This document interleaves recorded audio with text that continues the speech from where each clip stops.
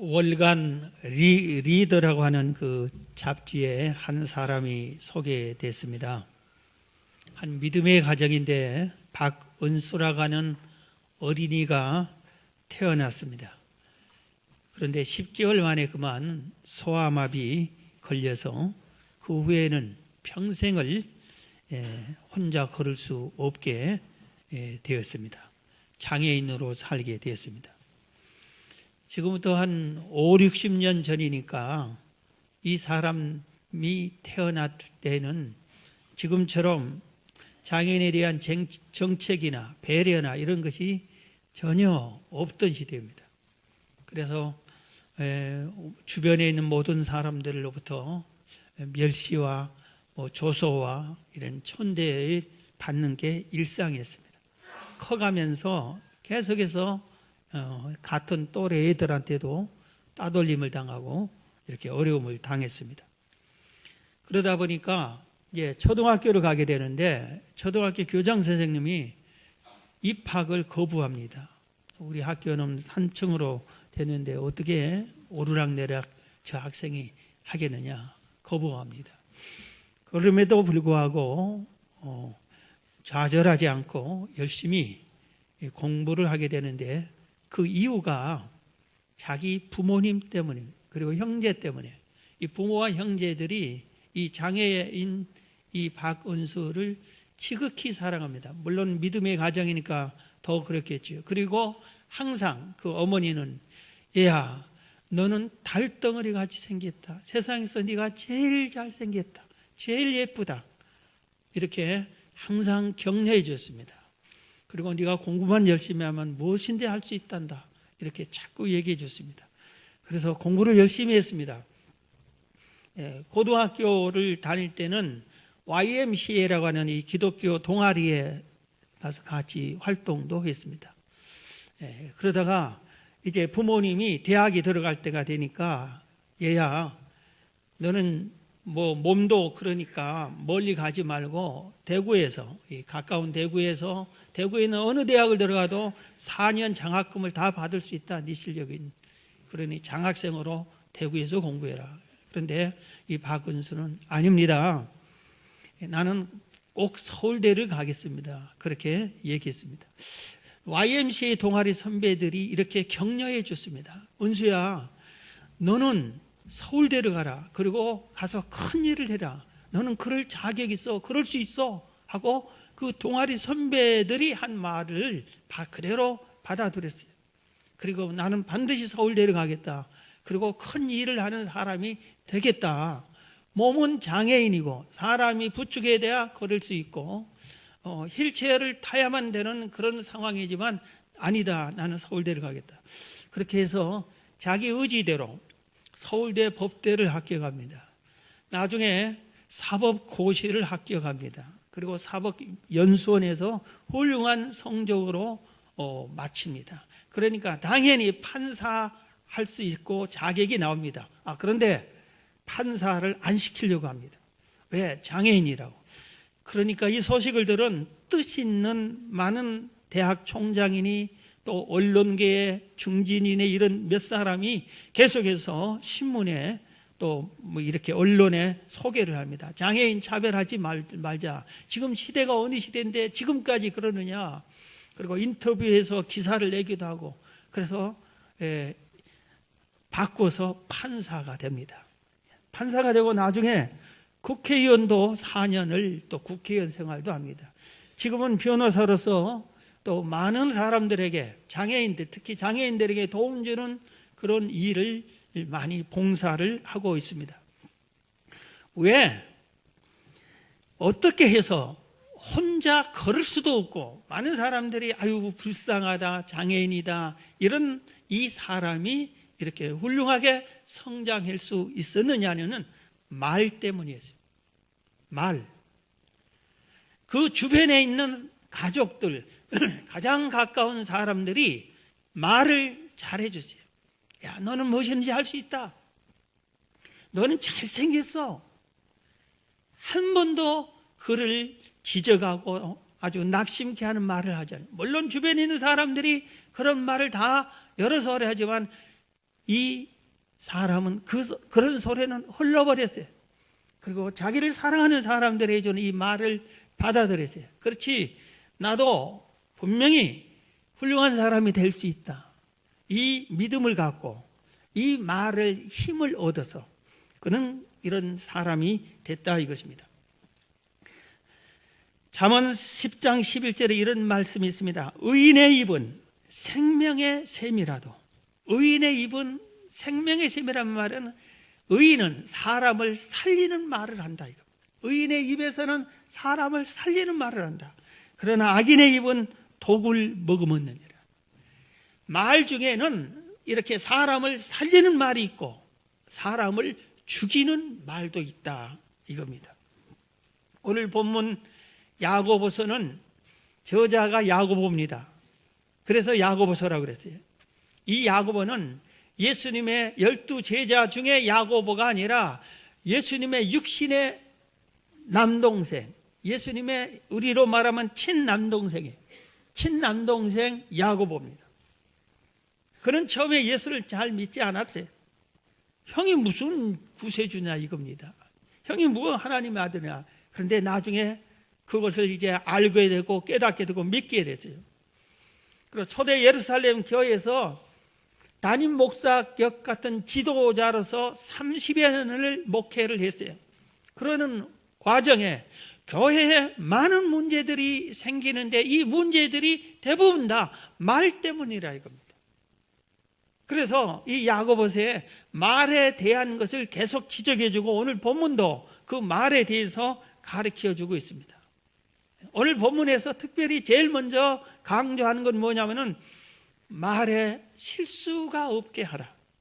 제발 말로 실수하지 말라 이것을 강조합니다. 오늘 본문 야고보서 3장 1절부터 보면은 내 형제들아 너희는 선생된 우리가 더 큰 심판을 받는 줄 알고 선생이 많이 되지 말라. 우리가 다 실수가 많으니 만일 말에 실수가 없는 자라면 곧 온전한 사람이라 능히 온 몸도 굴레 씌우리라 그랬어요.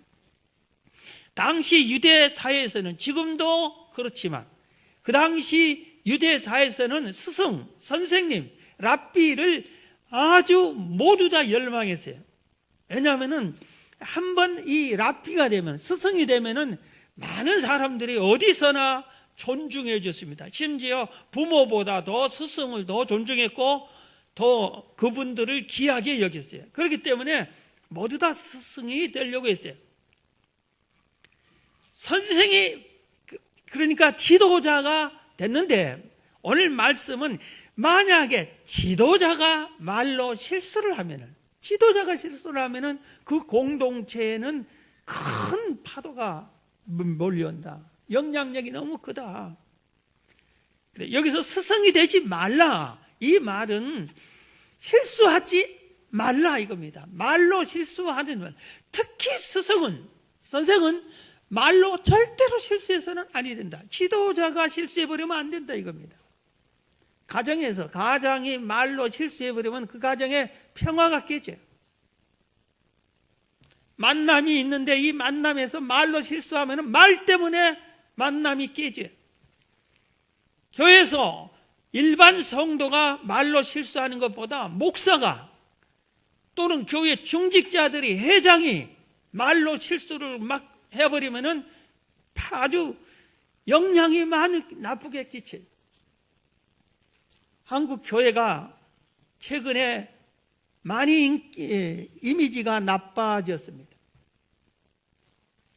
그 원인이 우리 모두에게 있어요. 우리 모든 성도들이 저와 저를 포함해서 빛과 소금이 되지 못하고 그리스도인답지 못했기 때문에 그럴 거예요. 그러나 이 이미지가 나빠진 원인 중에 하나는 한국의 대표적인 큰 교회에 문제가 발생을 했어요. 모두 다 알아주는 목사님이 큰 실수를 하고 모두 다 알아주는 사람, 높은 우리나라의 자리를 차지했던 예수 믿는 사람인 걸 온천하가라 하는데 그 사람이 잘못을 해. 그러니까 뭐 감옥에 가고 뭐 조사를 받고 그러다 보니까 그 몇 사람 때문에 교회 전체가 이미지가 나빠졌어요. 지도자 몇 사람이 잘못하면은 전체가 이렇게 피해를 보게 되는 것이다 이겁니다. 우리가 살고 있는 이 시대는 함부로 말하는 시대인 것 같습니다. 정말 말을 함부로 많이 해요. 듣기가 민망하고 마음이 아플 정도입니다.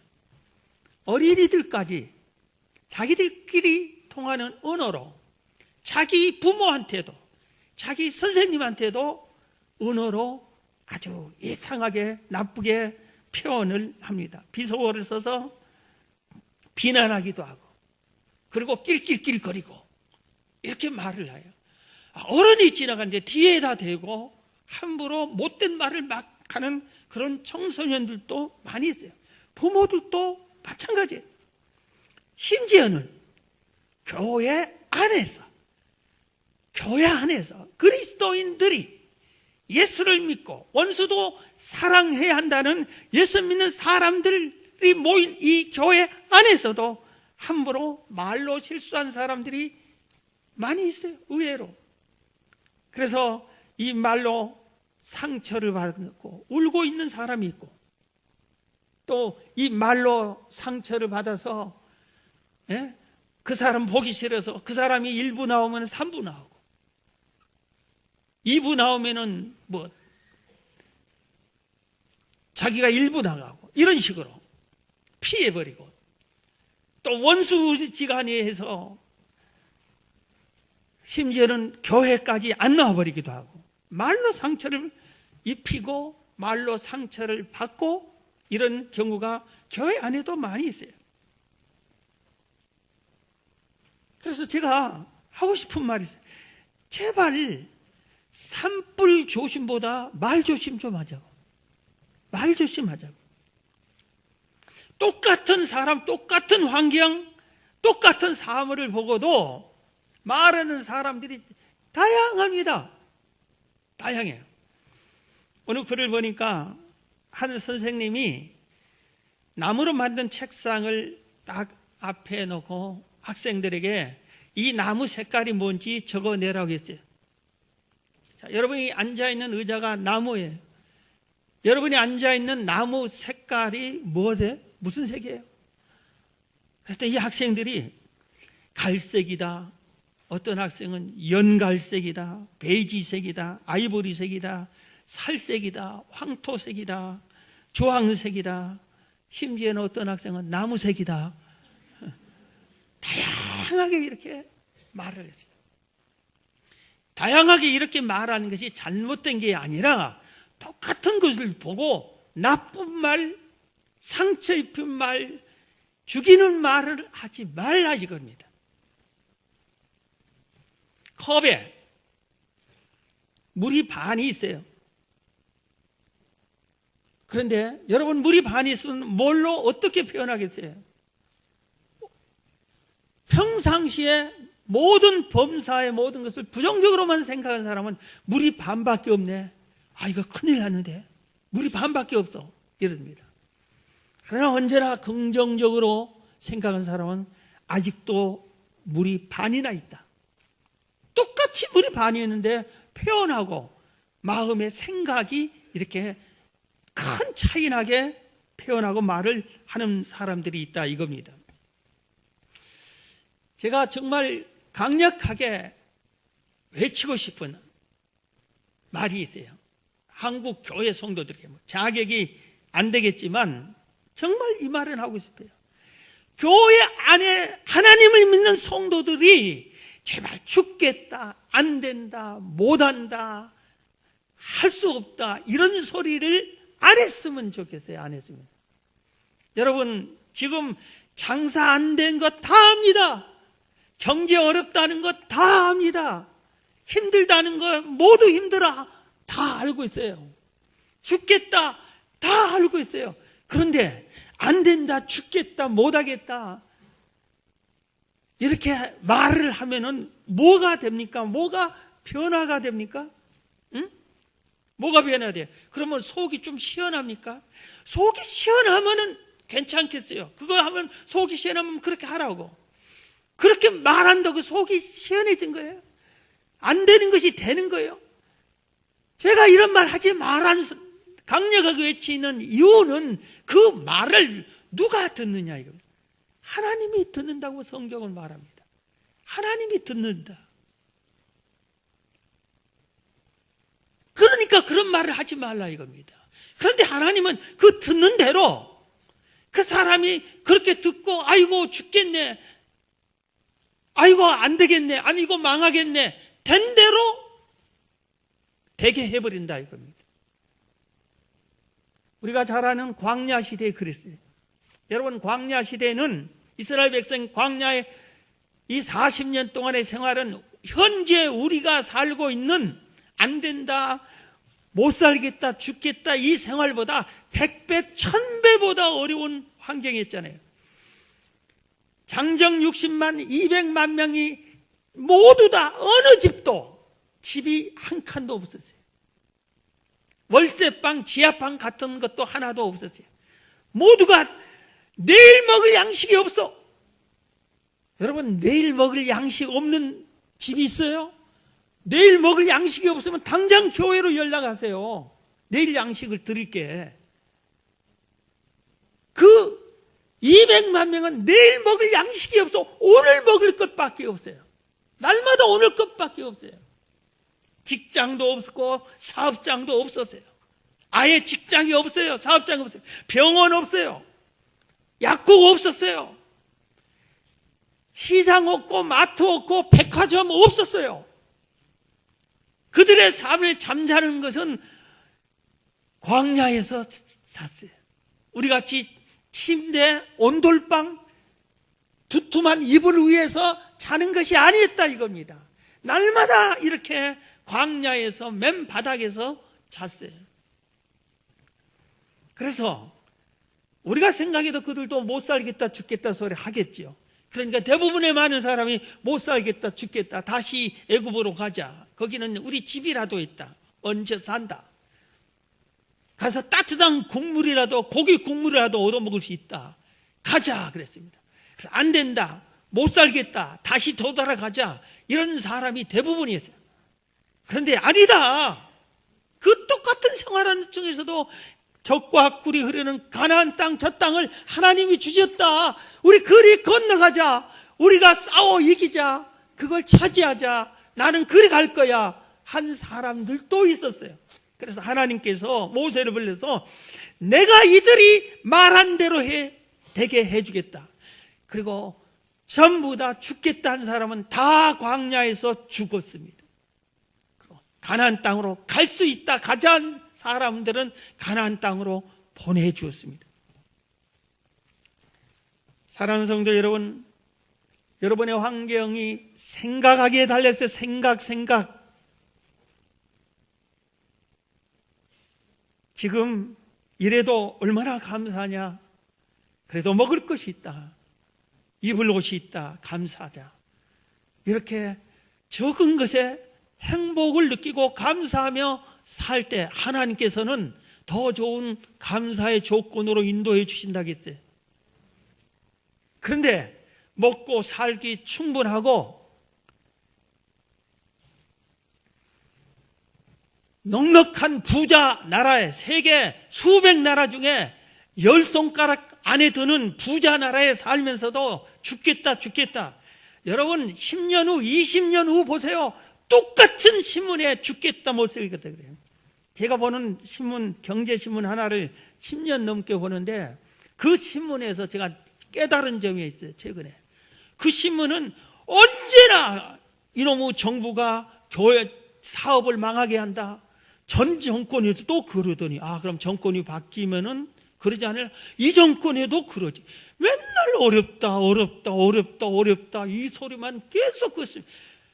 그런데 보니까 내가 속았어요. 여러분들도 속았어요. 앞으로 10년, 20년 후에도 전부 다 잘 살자, 잘 됐다, 우리나라 너무 좋다. 그런 말하는 사람은 없어요. 죽겠다 이 소리는 계속 할 거예요. 그렇기 때문에 우리가 이런 상황에서도 불평하지 말고 원망하지 말고 그래도 살 길이 있다, 그래도 헤쳐나가면 된다, 이런 믿음의 말을 하고 말로 실수하지 마시기를 주의 이름으로 축원합니다. 그 다음에 오늘 보면은 말을 한 대로 된다는 것을 강하게 가르치고 있어요. 오늘 보면 야고보서 3장 4절부터 보면 또 배를 보라. 그렇게 크고 광풍에 밀려가는 것들을 지극히 작은 키로서 사공의 뜻대로 운행하나니 이와 같이 혀로 작은 지체로 내 큰 것을 자랑하도다. 보라 얼마나 작은 불이 얼마나 많은 나무를 태우는가. 혀는 곧 불이요 불의 세계라. 혀는 우리 지체 중에서 온몸을 더럽히고 삶의 수레바퀴를 불사르나니 그 사르는 것이 지옥 불에서 나느니라. 저는 어린 시절에 친구들과 함께 연못에서 바람이 살랑살랑 부는 때에 이 손바닥만한 이 판자를 가지고 배를 만들어서 띄우면 노는 그걸 기억이 생생해요. 친구들이 그 연못에 배 띄우러 가자고 하니까 이 나무를 찾아서 앞을 배 모양으로 이렇게 잘라. 그래서 톱이 없으면 칼로 또 이렇게 하고, 그리고 약간 배 모양을 하고 나무를 좀 파냅니다. 얇은 판자지만 약간 파내요. 배 모양으로. 그렇게 하고 나서 나무젓가락 비슷한 걸로 돛을 만들어요. 그리고 종이를 끼워서 딱 바람 태우게. 그리고 중요한 건 뒤에 키. 그래서 저기 목표를 정해놓고 자기 배를 띄워서 살랑살랑 바람 부는 데로 누가 저 목표지면 가장 가까운 데로 가는가 그 내기를 하면서 딱 가서 보면, 여러분, 배가 아무리 바람을 불고 태풍을 불어도 키를 딱 정해놓으면 그 키 방향대로 가게 되죠. 이렇게 틀면은 물살을 받아서 배가 이쪽으로 기울러 가요. 이쪽으로 키를 해놓으면은 배가 이 물살의 영향을 받아서 또 이쪽으로 간다고. 그래서 이거 조종을 잘해. 한 가운데로 않고 우리가 정할 때 옆에다 정해내, 옆에다. 어떻게 이렇게 잘 가냐. 여기서 출발해서 옆으로 가야 돼요. 그래서 키를 조절을 잘해서 가고 막 불고 바람이 불고 뒤에서 소리치고 한번 쫙 해서 어떤 애가 꼭 잘한 애가 있어요. 그걸 얘기하고 있어요. 우리가 말을 꼭 키와 같다. 내 인생이 키와 같다.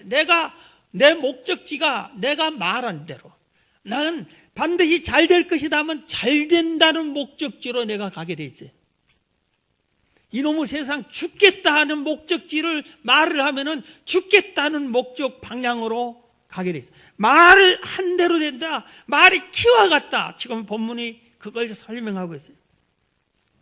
그리고 여러분, 산불이 해마다 나는데 원인은 꼭 담배불이잖아요. 왜 담배를 산에 가서 피워? 올라가면서 왜 피워? 그 담배불이 온 산을 몇 개나 태워버리잖아요. 며칠을 태울 때도 있고.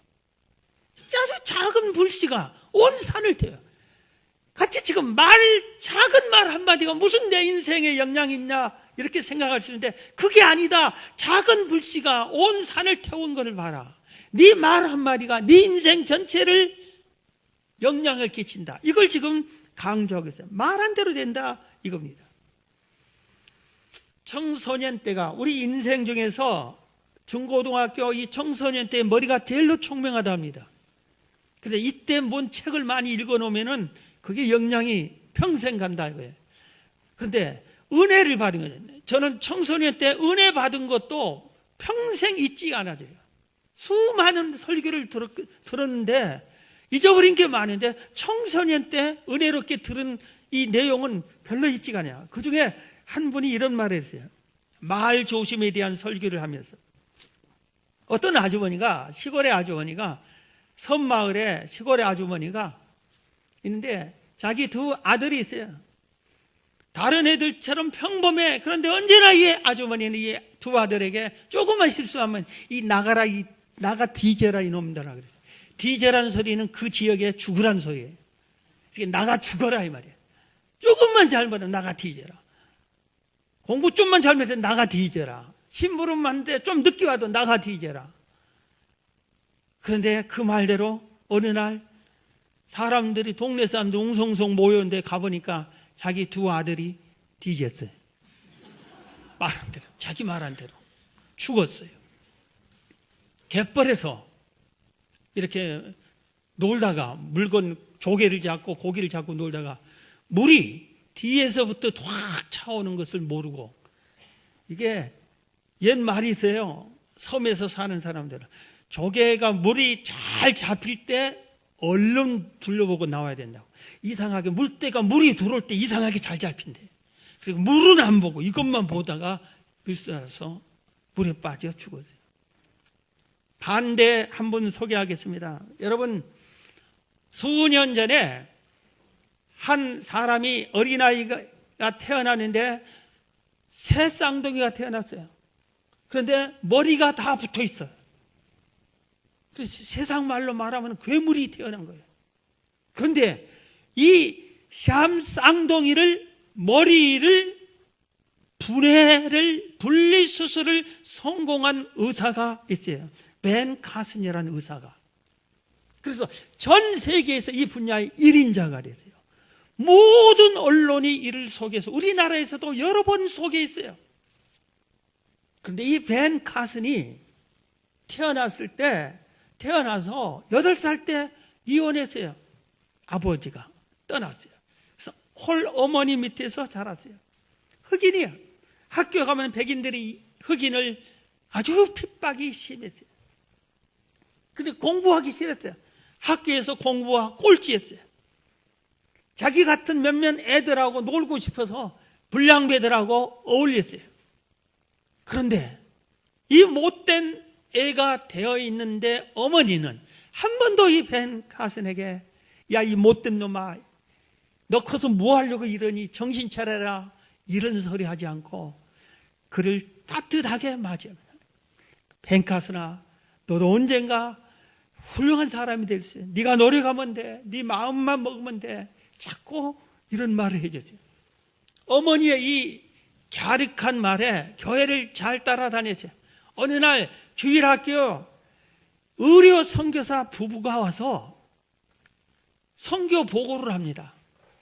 그런데 하나님의 은혜로 의료 선교사로 많은 불쌍한 나라의 사람들을 병을 고쳐주고 정말 좋은 일을 많이 하니까 이 어린 벤 카슨이 나도 저 의사 같은 훌륭한 사람이 되고 싶은 마음이 들어서 엄마에게 물었어요. 나도 저 의사가 될 수 있냐고 했더니 어머니가, 자기 엄마가, 그럼 너는 네 맘만 먹고 네가 정신 차려 열심히 하면 할 수 있어. 하나님이 너 도와줄 수 있어.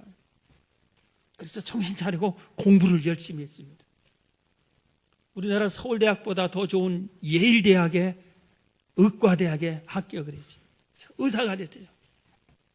그리고 우리나라에 삼성 병원이니 이런 병원보다 더 훨씬 좋은 아주 병원에 자기가 의사로 딱 취직이 됐어요. 처음에 의사로 이렇게 소개하면 환자들이 흑인인 걸 알고 거부하기도 하고 그랬어요. 그런데 바로 그 병원에서 샴 쌍둥이를 분리수술을 성공해요. 그 분야의 세계적인 1인자가 된 거예요. 무엇이 아들을 죽였죠? 말이. 누가? 자기 가까운 가족들의 말이 아들을 죽였어요. 죽음으로 몰아냈어요.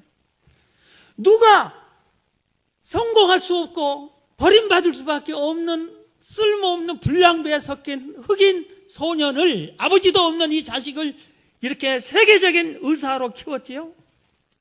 말로. 그 어머니가 말로. 성경에 저도 깜짝 놀라는 말씀이 있었어요. 사형에 해당되는 죄가 있어요. 사형에 해당되는 죄. 표현을 그렇게 했어요. 로마서 1장 29절부터 보면은 곧 모든 불의, 추악, 탐욕, 악의가 가득한 자요, 시기, 살인, 분쟁, 사기, 악독이 가득한 자요, 수군수군하는 자요, 비방하는 자요, 하나님께서 미워하시는 자요, 능욕하는 자요, 교만한 자요, 자랑하는 자요, 악을 도모하는 자요, 부모를 거역하는 자요, 우매한 자요, 배약하는 자요 무정한 자요 무자비한 자라. 그들이 이 같은 일을 행하는 자는 사형에 해당된다. 지금 22가지나 죄목을 적어놓고 이 죄들은 사형에 해당된다 얘기했어요. 그런데 이 중에 3분의 1이 말로 지은 죄에 보니까 3분의 1이 말로 지은 죄.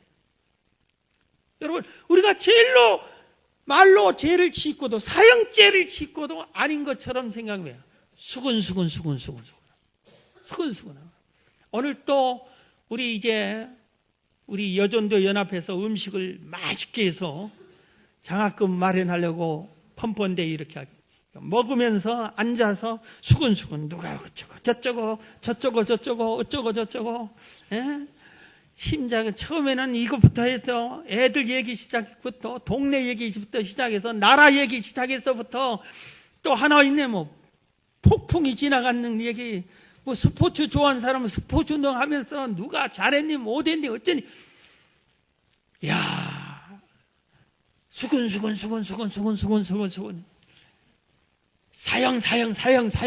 사형 그런데 우리는 수근수근하는 재밌지 그것을 사형죄라고 생각을 안 해요. 비방하는 것, 시기하는 것, 부모를 거역한 것 대부분 다 말로 거역해.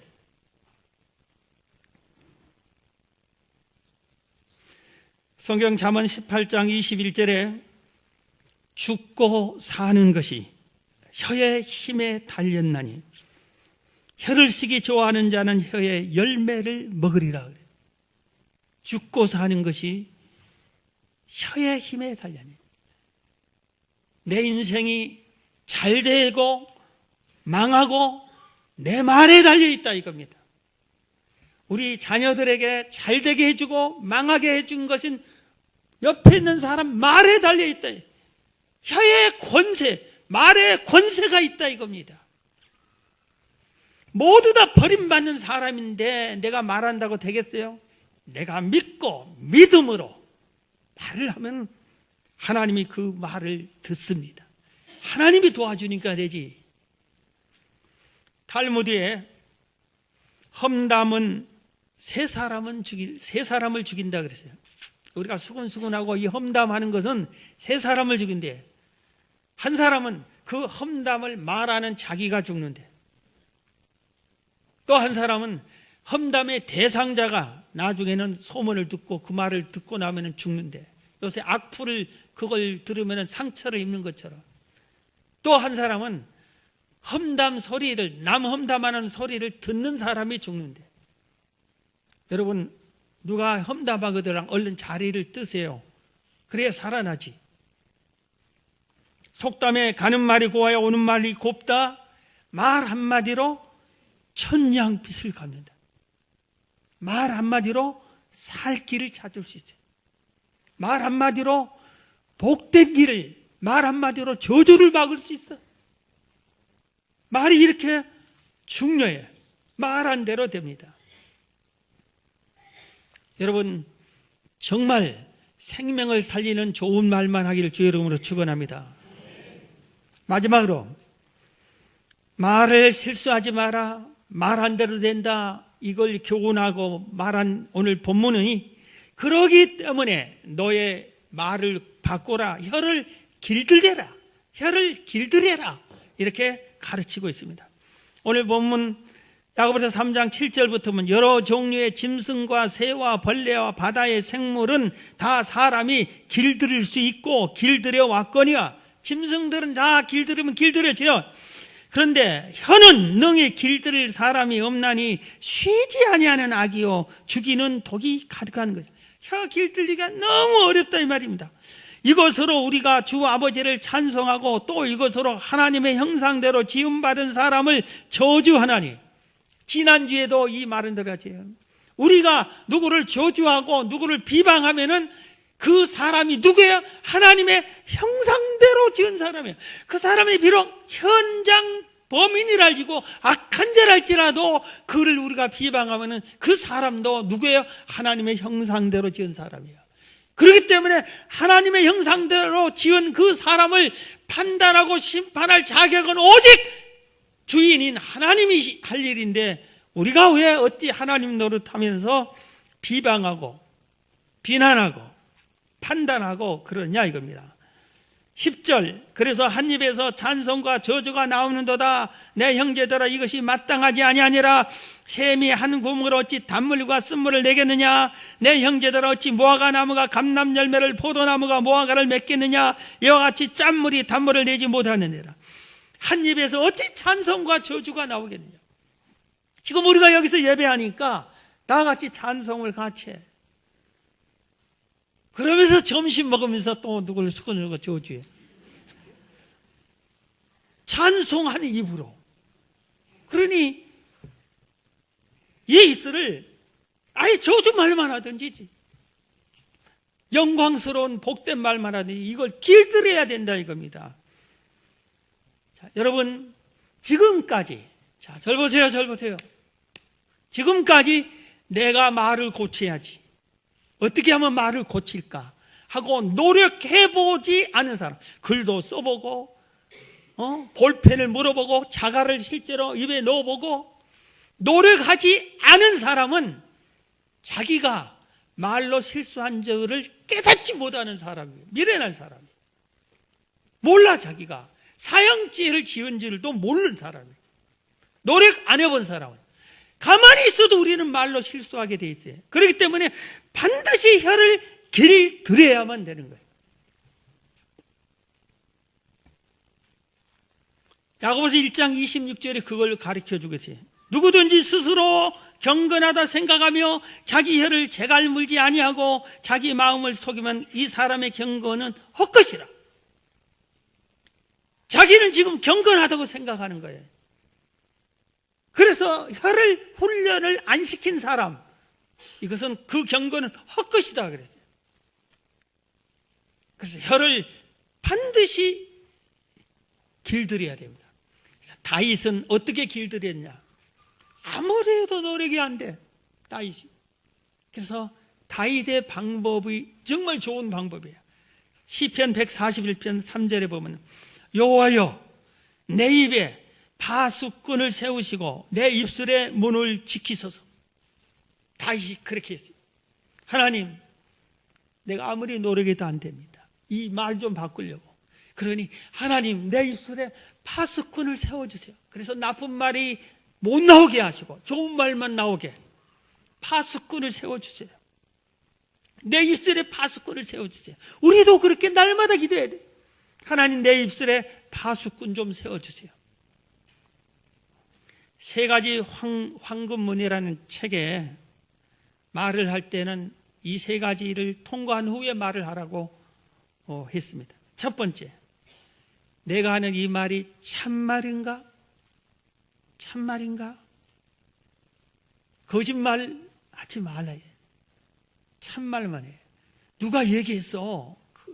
여러분, 누구 말 듣고 그거 참말인 거 생각하지 말아요. 검토하세요.